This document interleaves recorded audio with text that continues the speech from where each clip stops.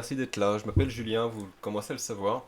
Et aujourd'hui, je voulais vous faire une petite vidéo pour vous parler effectivement alors de l'écosystème, mais sensiblement plutôt le bien-être chez soi et de pas gaspiller d'argent inutilement.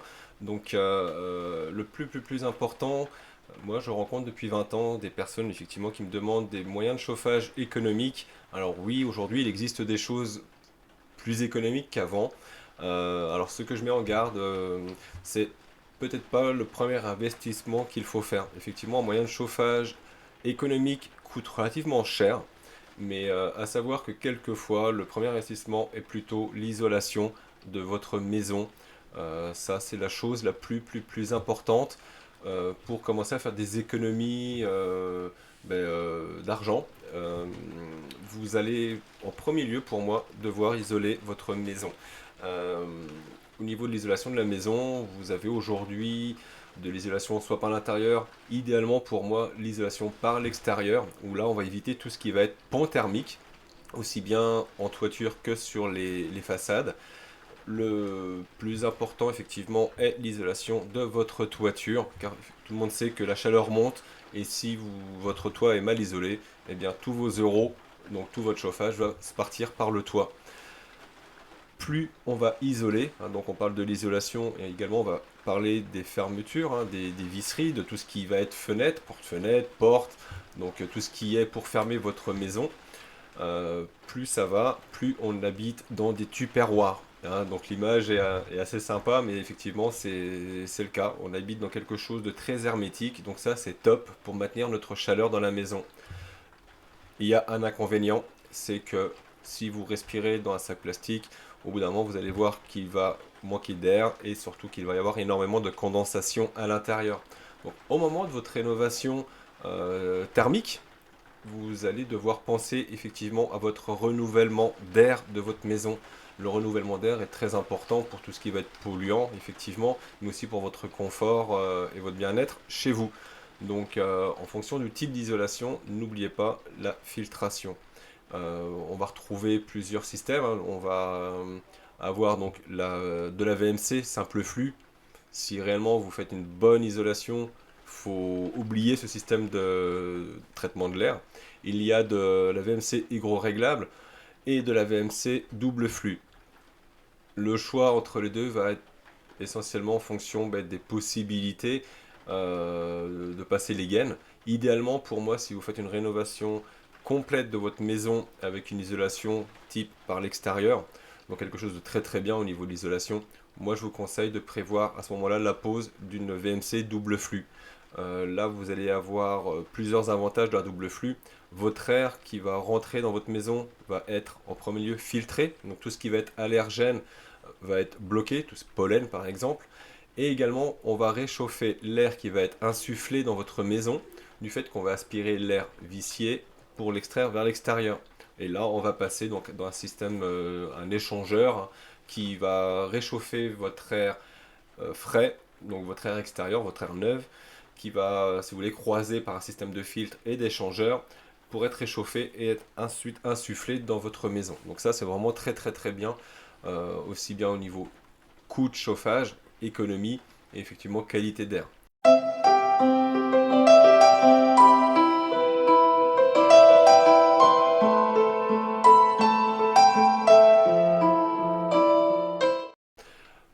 L'autre modèle, donc qui est l'Hygro, là c'est un petit mixte entre les deux. Vous allez avoir, si vous voulez, uniquement donc de l'extraction. Les aérations effectivement vont se faire par les fenêtres. Euh, Là, l'avantage de ce produit-là par rapport à la simple flux, c'est que les bouches, si vous voulez, donc ce que vous allez avoir au niveau de votre plafond, va être capable de faire la différence d'une pièce à une autre, hein. C'est-à-dire que les bouches sont intelligentes, elles vont réagir en fonction d'un taux d'humidité ou d'une présence. D'une salle de bain, si par exemple vous avez chez vous un problème d'humidité uniquement dans votre salle de bain, eh bien ça sera uniquement le volet qui est intégré dans la bouche de la VMC qui va augmenter son débit s'il y a un problème d'humidité. Les WC et la cuisine par exemple, eux, si tout se passe bien, qu'il n'y a pas de problème d'humidité, resteront au ralenti. Donc ça évite par rapport à la simple flux de passer toute la maison en deuxième vitesse. Donc ça c'est un bon compromis quand je serais tenté de vous dire on fait une rénovation partielle, ou qu'on a réellement des contraintes où on ne peut pas passer des gaines partout, hein, parce que sur la double flux, on a des bouches partout, partout, partout. Donc aussi bien dans les chambres, bureaux, salon, salle à manger, cuisine, partout. Par contre, il y en a qui vont extraire et d'autres qui vont insuffler de l'air. L'un des premiers conseils, ou le deuxième, ou le troisième, je ne sais plus où est-ce que j'en suis, mais le premier, l'isolation, blindé, blindé. Si vous avez un gros billet à mettre au niveau de la rénovation d'une maison, le gros billet sera dans votre isolation. Plus vous isolerez votre maison, moins elle sera énergivore. Donc ça, c'est très très bien. Mais plus on isole, faut se rappeler qu'il y a des contraintes d'humidité qui vont arriver. Donc là, il faut penser en même temps au renouvellement d'air pour éviter tout ce qui peut être champignons qui se développeraient. Et donc là, forcément, euh, avoir une qualité d'air qui n'est vraiment pas du tout confortable dans votre maison. Donc isolation VMC. Ensuite, effectivement, le système chauffage arrive. Ou pour moi, un bon moyen de chauffage, alors c'est quelque chose qui va m'amener forcément du confort et de l'économie. Donc du confort au niveau de deux choses, de ma facture de courant forcément, et de la sensation de chaleur que j'aurai chez moi. Le radiateur électrique pour moi aujourd'hui est très très bien. Il existe des choses mais hyper performantes. Je pense par exemple au radiateur de chez Sauter, le modèle Éclat, qui est tout simplement époustouflant, incroyable. C'est un radiateur de dingue. D'ailleurs, vous pourrez retrouver une petite vidéo que j'ai fait il y a quelques temps sur l'éclat. Alors, elle n'est peut-être pas extraordinaire, mais elle vous parle vraiment un petit peu du produit. Donc, le radiateur Éclat, pour moi, c'est vraiment un super produit. Il est même éligible avec tout ce qui peut être prime rénov'. Donc, tellement qu'il est performant, vous pouvez avoir des aides dessus. Donc, radiateur chaleur douce, modèle éclat par exemple, ou d'autres, hein.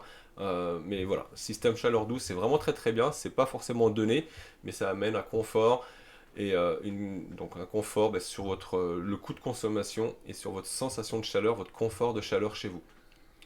Après, on peut retrouver des chaudières condensation si vous avez déjà des choses en chauffage central que vous voulez rénover. Chaudière condensation, voilà, après, je vais pas parler de marque, à vous de voir. Une chaudière condensation couplée à éventuellement un thermostat, soit le modèle Netatmo ou du Somfy, ou Honeywell, qui a pareil, des très très bons thermostats. Ces trois marques-là, pour moi, sont très très fiables. Netatmo, Somfy et Honeywell. Donc ça, c'était pour le système de chauffage. Et qu'est-ce que je pourrais rajouter d'autre? Je vous ai parlé donc de l'isolation, du traitement de l'air qu'il ne faut pas négliger, du moyen de chauffage. Après, on entend poêle à granulés, choses comme ça là. Alors pour moi, tout ce qui est poêle à granulés, c'est poêle à bois, c'est très bien. Ne partez pas là-dessus comme chauffage principal, car il y a beaucoup d'erreurs qui sont faites pour moi. Alors c'est pareil, hein, quand je parle rénovation, donc c'est ce que j'ai appris en 20 ans. euh, des personnes proposent des poêles à granulés, par exemple, vous avez une maison de 120 mètres carrés, des personnes vont vous dire il faut pour chauffer vos 120 mètres carrés un poêle à granulés, par exemple, de 12 kilowatts. Eh bien pour moi, alerte, alerte, alerte. Là, ils pensent plus à leur commission, à leur com, que réellement à votre confort. Un poêle de 12 kilowatts, effectivement, est prévu sur une utilisation moyenne de chauffer sans trop de difficulté 120 mètres carrés. 120 mètres carrés ouverts.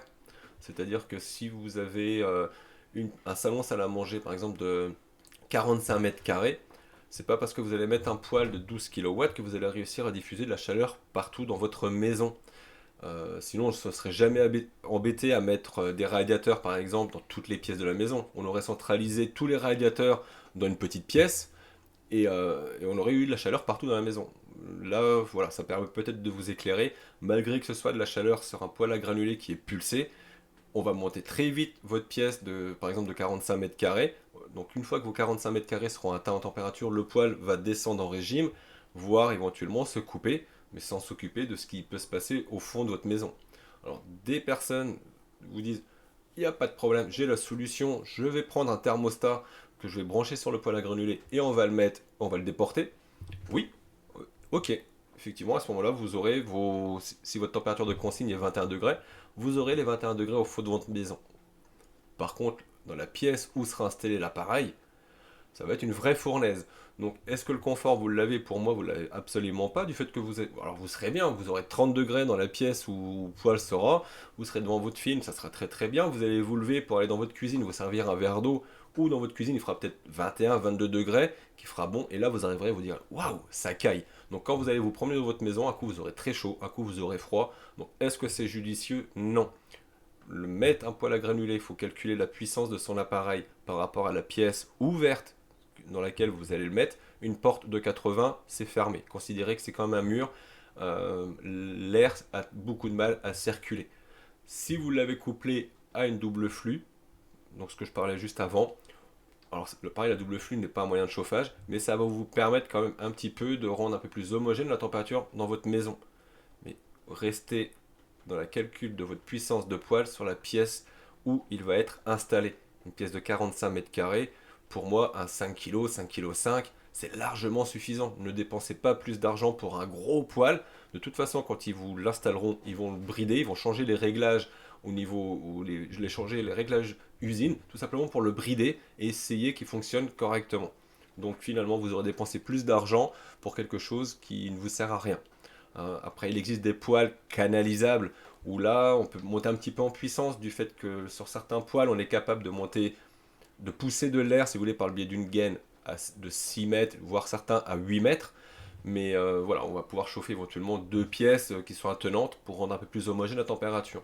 Mais voilà, gardez bien à l'esprit qu'un poêle à granulés reste un chauffage d'appoint qui vous permet de faire des économies effectivement de chauffage. Mais voilà, on ne chauffera pas toute une maison avec.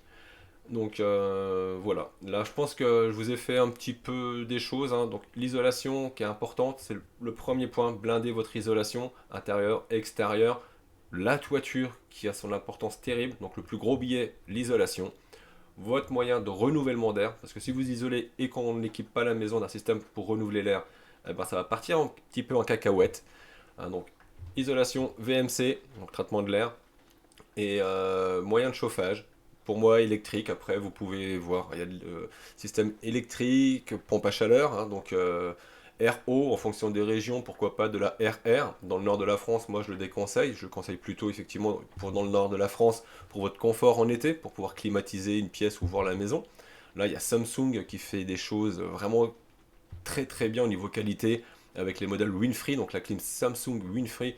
Là, vous avez une bête de course avec des compresseurs qui sont vraiment très costauds. On entend Decking, ça c'est une marque où les artisans aiment beaucoup travailler avec parce que pour moi ça n'évolue pas aussi vite que Samsung hein, au niveau de la technologie. Après, voilà. Modèle Samsung Winfrey, vous pouvez aller jeter un petit coup d'œil sur leur site et vous allez voir qu'ils ont vraiment des choses hyper performantes et surtout de très très bonne qualité. Donc voilà, les moyens de chauffage, n'hésitez pas à me mettre après si vous voulez en commentaire des questions, des interrogations, des critiques. J'essaierai d'y répondre et je prendrai en compte vos critiques et vos remarques. Là, voilà, c'est ce que moi je peux constater depuis 20 ans que je suis dans le monde de l'habitat. Et écoutez, ça me fait vraiment beaucoup plaisir de vous partager mes connaissances, mes avis. Et écoutez, j'espère que cette vidéo aura pu vous plaire. N'hésitez pas à vous abonner, ça m'encourage vraiment pour vous donner encore plein d'infos, de chercher des infos pour vous aider, pour vous permettre de faire des économies de chauffage, de rénovation, de ne pas vous faire avoir. Donc écoutez, je vous dis à très bientôt et bonne rénovation. Ciao ciao.